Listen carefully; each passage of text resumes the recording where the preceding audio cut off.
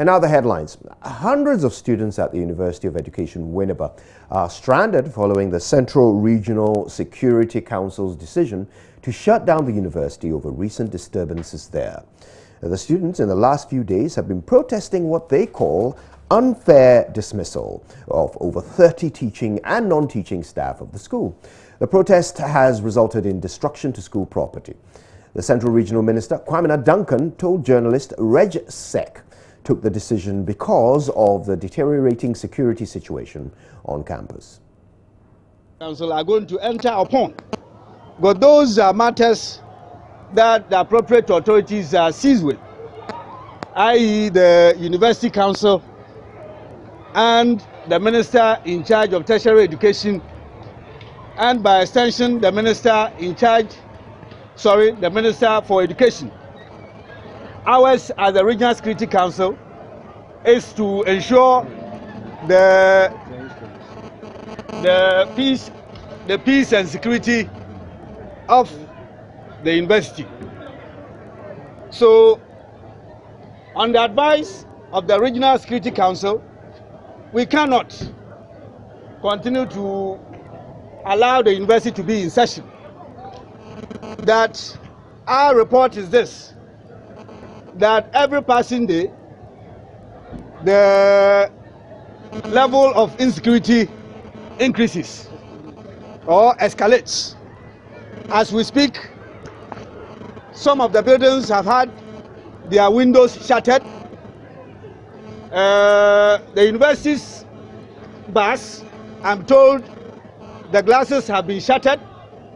That yesterday, during the period of the power outage, some of the students took opportunity or took advantage of that and set tires burning, blocked roads, and virtually were seeking to turn the security and the peace of the university upside down. This morning, they have not relented in their effort to continue with the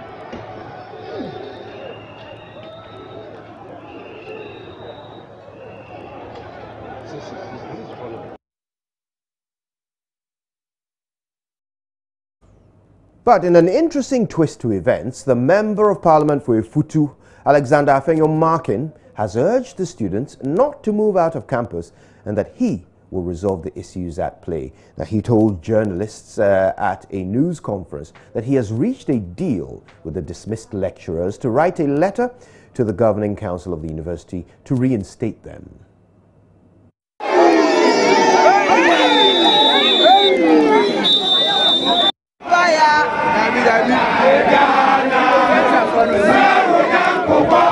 The consensus here is that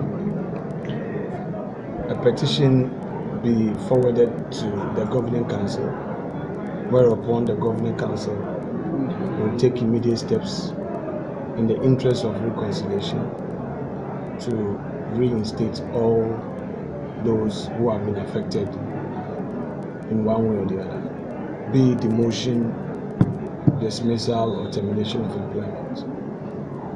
The good news also is that this has been well received, and it is expected that parties would work and act in good faith. All other concerns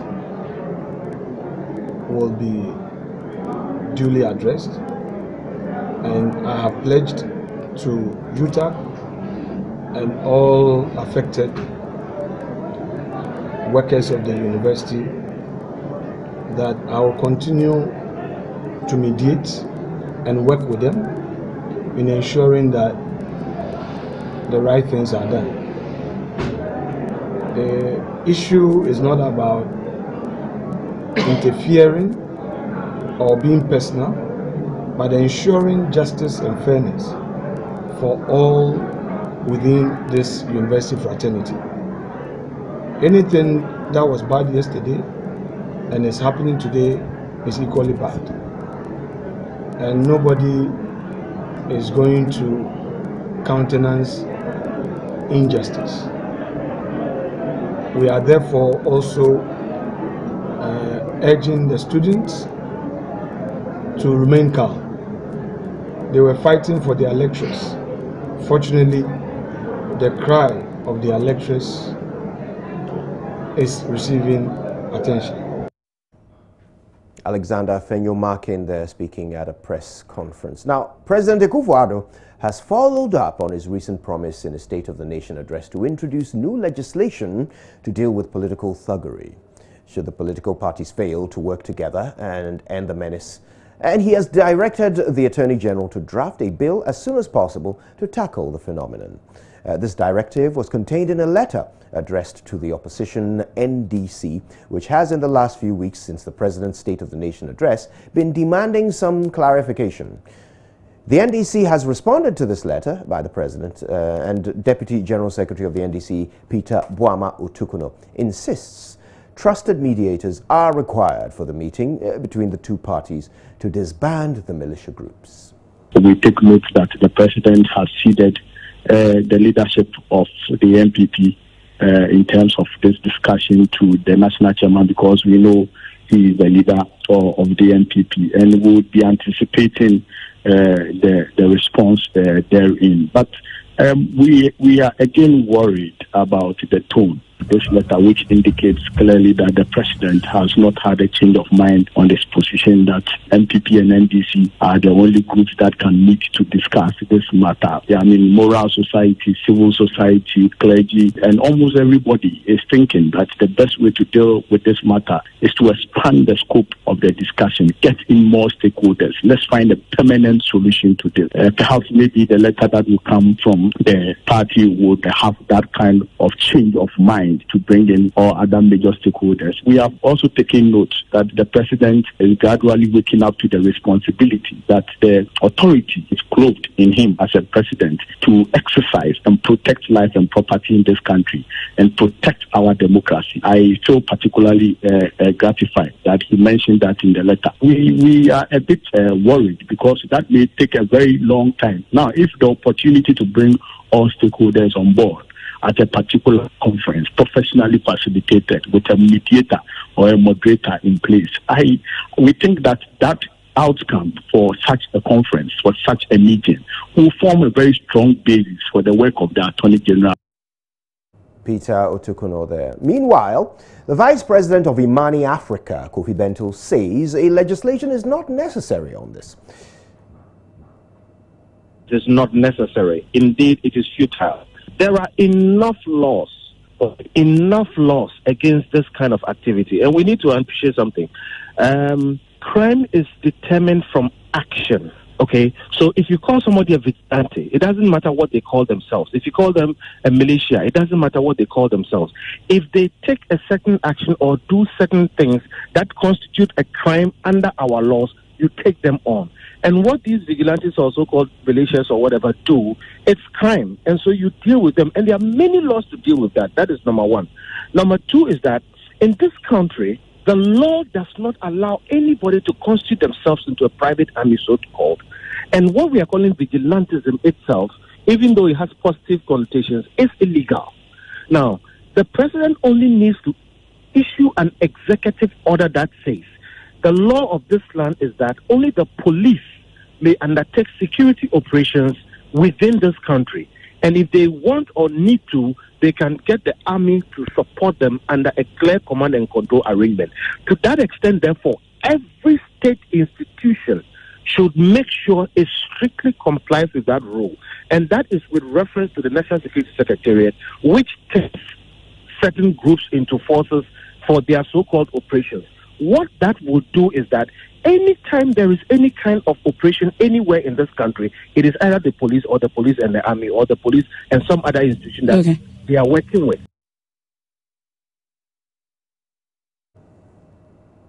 Right now, President Akufo-Addo has described as regrettable and unacceptable the recurring electoral and political related violence during major polls in the country. He is, however, confident recommendations in the Emil Short-led commission will fix it. The commission set up last month in response to the Ayawaso West Wugon parliamentary by-election violence was tasked with, among other things, making a full and impartial inquiry into the circumstances of and establish the facts leading to the events and associated violence during the by-election. Now, after a month of public hearing, Chairman of the Commission, Emil Short, presented their report to the President. When His Excellency the Vice President inaugurated this commission some 4 weeks ago, I was initially daunted by the sheer scope of our work and the mandate vis-a-vis the time given us to report on our work. But at the same time, my commissioners and I and the Executive Secretary also shared in the imperative of working with dispatch in light of the importance of the issues implicated in the inquiry and the public interest involved.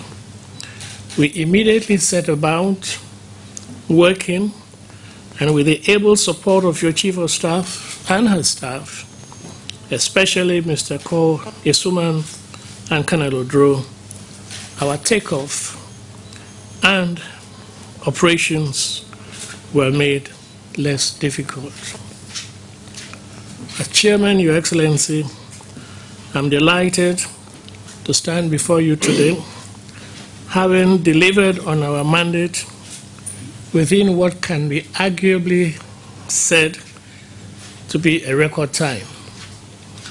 The depth of our report will convince you, Your Excellency, of the fact that all necessary grounds have been covered, and I am confident that you will find the findings and recommendations useful in shaping important reforms for the future.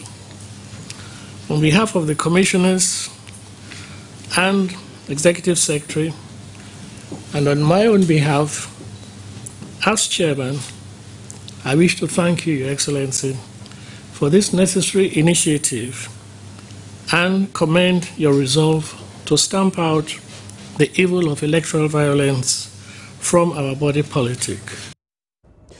Government now has 6 months to issue a white paper on the recommendations proposed by the Commission. President Akufo-Addo said any decision taken will be influenced by government's determination to ensure the rule of law and protection of Ghanaians. I have first of all to thank you, the members of the Commission, the Secretary, the Council, and all of those associated for agreeing to provide this service to the people of our country. The circumstances in which these unfortunate events occurred might have proved somewhat difficult for others, but you did not hesitate to accept the assignment, and the work that you have done has been in the public domain. The whole country has seen the transparent nature of the proceedings, and we have all followed it, obviously, with great care and attention. I'm happy that at long last it's come to an end. The findings and the recommendations that have been made will, of course, be given the greatest possible attention by me and the members of my government. We have the responsibility of ensuring the maintenance of law and order in our country. And that responsibility is not one which can be abdicated on any occasion. So, to the extent that this commission can help us, its findings and recommendations can help us advance the cause of law and order in our country, we welcome it. It will be the subject of close study. I'm not sure that in the circumstances of this commission, this is the commission that will call for the issuance of a white paper on our part, but we will look at all of these matters and will respond appropriately and accordingly.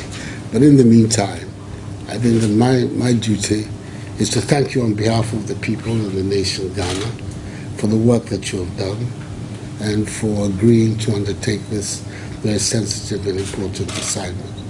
Hopefully, the recommendations and findings will help us on the road to ridding our nation of this canker of electoral politically related violence that has unfortunately become part of the culture of our politics.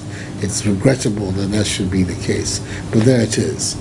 Where our duty is to confront the realities of the day and trying to find a panacea that will assure the good people of Ghana that they can go about their normal duties, including the exercise of their constitutional and political rights, in an atmosphere of peace and freedom. Well, that's it for the news, and of course you need to stay exactly where you are, because our very good old friend Achina Brinto joins us for the newspaper review right after this. Chinabi, where art thee?